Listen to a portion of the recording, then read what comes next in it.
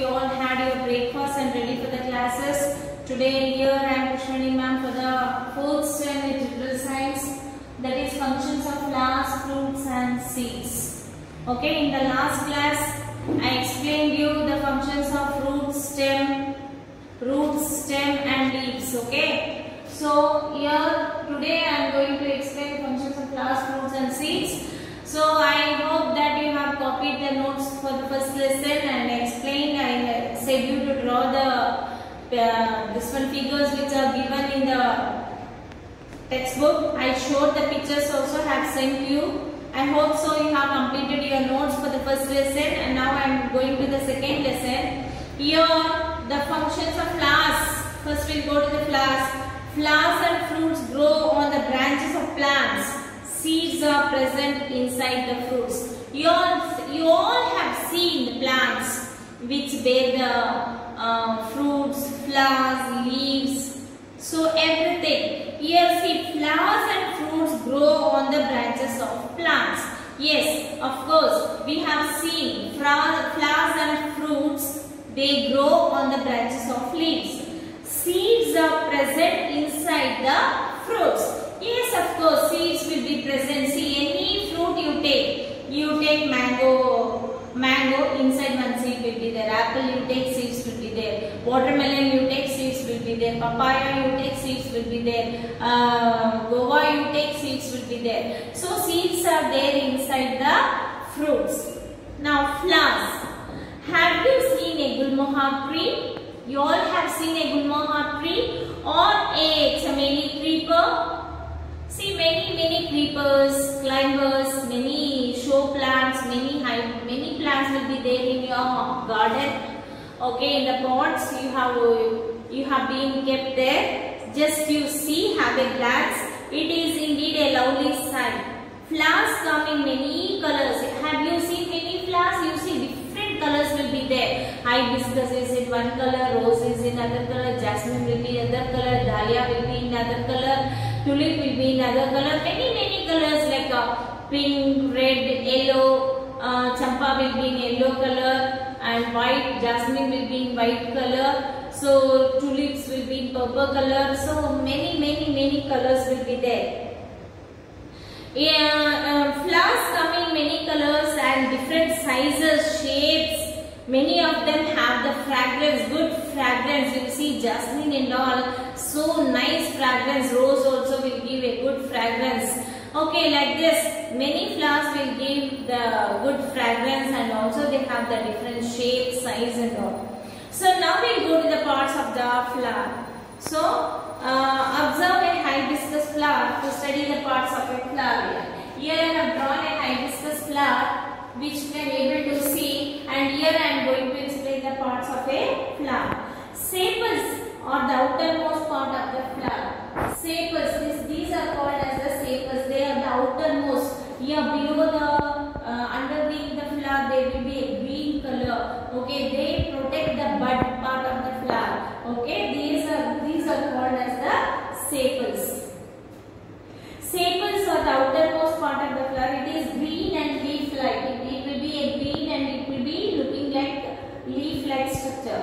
Then it protects the flower when the flower is in bud condition. As I said you, these sepals will protect the flower when the flower is in bud condition.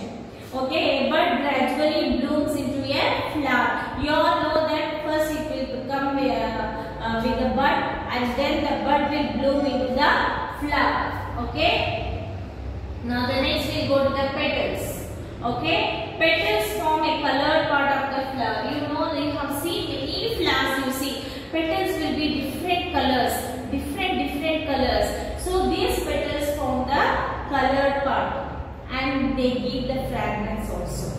And what they do, they attract insects with their colors and fragrance. And these petals, they will attract the insects with their color and fragrance.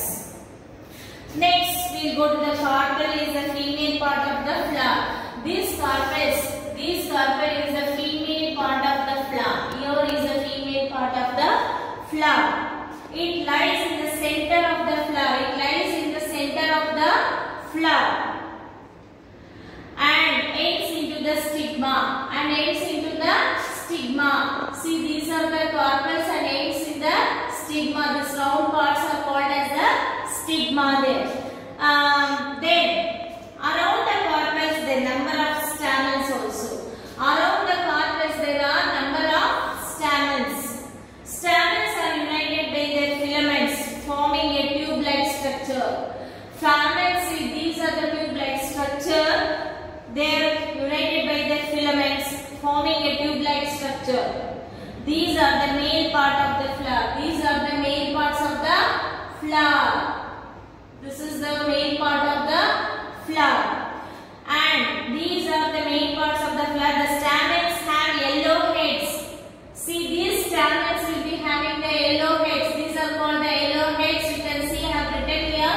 These stamens will be having yellow heads and contain the pollens. What they contain? They contain the pollens. These stamens will contain the pollens in them. Due to the movement of the insects will come due to the movements of the insects ear, wind or water, the pollen grains are carried to the carpel. These pollen grains are carried to the carpels here. For example, when an insect sits on a flower, see here, when an insect will come and sit on a flower, what happens? The pollen grains stick to its legs. The pollens which are here, they will stick to the legs of these insects.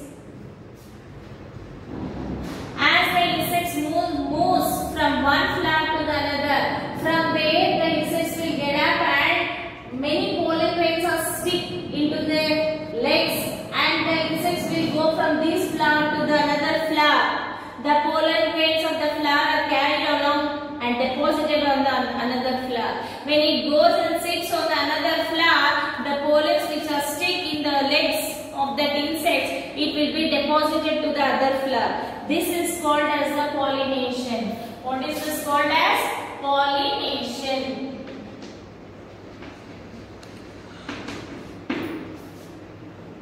This is called as pollination. So, pollination means transfer of pollen grains from one flower to the another flower. That is called as the pollination. From stamens of one flower, pollen grains are transferred to the carpel of other flowers. Pollens of one flower, the pollens of one flower is carried to the other flower to the carpels of the other flower through different agents. What are these different agents? Different agents is nothing but air, water, wind. So pollination brings about reproduction in plants. What does this pollination brings? That brings the reproduction in plants. So now the functions of the flowers we will just revise. Bright colored petals. These bright colored petals of a flower attract the insects for the pollination. They will attract the insects. The insects will come sit and these pollens will stick to the legs of the insects, and these are carried to the other part of the other flowers and deposited on this carpels, and here comes the reproduction. After pollination, the carpel of the flower changes into the fruit. See, after the pollination, they will go deposit into the other flower, and after pollination, this carpel of the flower changes into the fruits. This carpels of the flower will changes into the fruit. You can see here, the flower is there. The flower is there. After the pollination, slowly the fruit is coming. See, the fruit is coming, and slowly these petals will drop down. So here forms the fruit. Next, fruits. These fruits grow on branches. As you see, it will grow on branches. They come in different colors. You can see in the guava plant how a flower will change into a fruit. So cleanly it is being seen. You can notice that. And they come in different colors, shapes, sizes and taste also. Different fruits. See, all the fruits will not be in the same size or the shape one fruit to the other fruit. Seeds lie within the fruits. You know, the seeds will be there within the fruits. As I said, many fruits like watermelon, guava, apple, papaya, these many fruits, they have the seeds within them.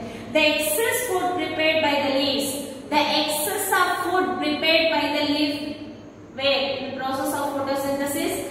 So, this excess food prepared by the leaves gets stored around the seeds to form the fleshy part of the fruit. See, it is stored in the fleshy part of the fruit. See, when we want to eat the apple, what we will do? We will cut the apple, we will take out the seeds and we will eat the fleshy part.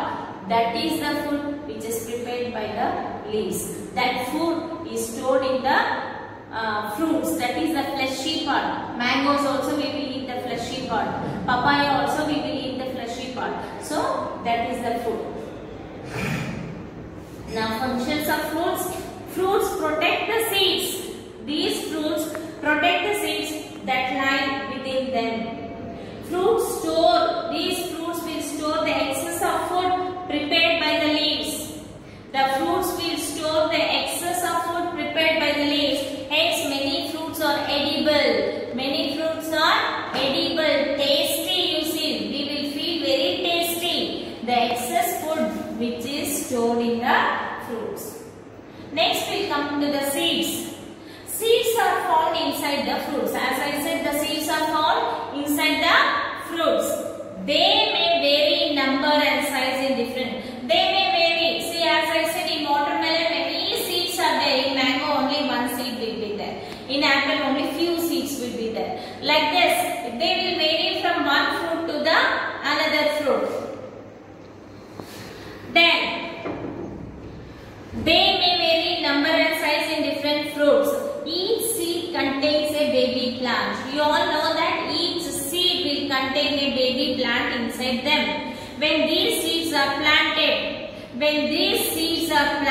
you see, as I said, each seed will be having a embryo, that is a baby plant inside them.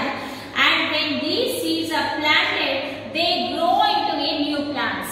They grow into a new plants using air, sunlight, water. This process is called germination of seeds. See, a seed is planted and slowly it will come up. See the baby plant and it is grown into a plant. So this is called the germination of seeds. And here the functions of seeds, you see, a seed protects the baby plant inside it. Seeds also store excess food prepared by the leaves, groundnut and walnut or edible seeds. Is it? Next we will go to the seed dispersal. How the seeds are dispersed from one place to the another place. A plant or a tree produces many seeds. A plant or a tree, they will produce many seeds, but all of them may not grow into a new plants. They will be having many seeds, but all the seeds will not be in a good condition, not be in a healthy condition, so that they cannot grow into a new plant. Even some of the seeds that grow into seedlings may not develop into an adult plant. You see, many seeds will be planted. You see, all the plants will not be healthy. So like this, all the seeds will not be healthy here. For example, the seeds falling near the parent tree may develop into seedlings. Many seeds will burst out and fall there underneath the tree, and they will grow into a new saplings. However, they may not develop further as they cannot get enough sunlight and water. Because they are under the tree, they will not get enough sunlight, water due to the shade of the parent tree. But as the plant produces many seeds, some of them get scattered far and wide by the agents like, as I said, agents, which are the agents here, wind, water, animals, air and water to grow and survive. See, the scattering of seeds over long distance is called seed dispersal. The scattering of seeds over a long distance, these are called as a scattering. This is seed dispersal. How? Means through the wind also. When the wind blows heavy storm comes or the wind blows very fast, the seeds are carried to the other part. Even the water, when the rain comes, heavy rains comes, the water will flow from one place to the another place. Through the water also many seeds are carried from one place to the another place. This is also kind of seed dispersal only. And through the air, through the water, okay, and even the sunlight, they will burst and go to the other part. So like this, the scattering of seeds over long distance is called as seed dispersal. There are number of ways in which seeds are dispersed. That is, the first one is dispersed by water. Many plants grow on the banks of rivers, lakes or seas. Have you seen, no? Which are the plants, which are the trees which are grown on the banks of lakes, rivers? We can say first it will come to our mind the coconut tree only. Coconut is one such plant. Fruit and seeds of plants that fall into the rivers. See that when the fruit will fall into the rivers, seeds are carried to distant places. It will carry to a distance places. Plants like lotus and water lily also grow in water. They grow in water. Their seeds too get carried away by water. Even the seeds of lotus and water lily also they carried away by water to one place to the another place. Next is the dispersal by wind. Seeds that are light in weight, very light in weight, okay, or have hair-like structure, wing-like structures, get easily dispersed by the wind. Seeds of drumstick, grasses, cotton and madder get dispersed by wind. They are very light. You have seen the drumstick seeds which is dried, very light. It will be cotton seeds also. So, strong winds blow. These seeds go to the distant places and in different directions. This is the dispersal by wind. The next is dispersal by animals. How the seeds are dispersed by animals? Now, like man, birds and animals like parrots, monkeys and squirrels also eat fruits. Have you all seen that? See, all these monkeys, squirrel, parrots, they will eat the fruits. See, when the mango season comes, many parrots will be sitting in the mango tree. So like this we have seen. After eating fruits like chiku, mango or watermelon, animals may drop the seeds on the ground. After they eat the fruit, no, they will drop the seeds on the ground. These seeds may bury into the ground. These seeds will go bury into the ground. They will go into the mud, the soil. Fruits like guava, cucumber, tomato and pomegranate are eaten along with the seeds. See, cucumber, guava, tomato, pomegranate, all these fruits are eaten along with the seeds. Some seeds may not get digested. These are passed on in droppings of birds and dung of animals in different places. So, some fruits have spines or thorny hooks like the calprop, datura or cockleburr. These stuck to animals' hair, they will stuck to the animal's hair or skin or people's clothing, okay, get carried to other places because they have that thorny spines. Next is dispersal by bursting of fruits. Sometimes a ripe fruit falls on the ground and breaks open. Fruits of gulmohar, bohemia, rureilla, balsam burst on ripening. Seeds scatter in different directions through different ages. They will scatter in different directions through the different agents at the places where they finally fall. So they may grow into the seedlings under suitable conditions. Thus, seed dispersal is essential for the survival of plants on earth. So, without this dispersal, plants will not grow as they like. Means, see, with this dispersal, it is very useful for the animals on the earth, for the survival of the plants and animals on the earth. So, here the second lesson I have explained the functions of plants, fruits and seeds and the dispersal of seeds also. So, I hope so you all understood. Okay, I am going to send the notes also. You have to write the notes in your classwork. also you have to draw one hibiscus flower. And here the picture you can see there, it will be there in the video, and how the pollination takes place and how the germination will take place. All these pictures you have to draw. I will send the picture also. So draw in your classwork, maintain neatly and write the notes and get ready. As soon as the school reopens, I will check your classworks. Okay children?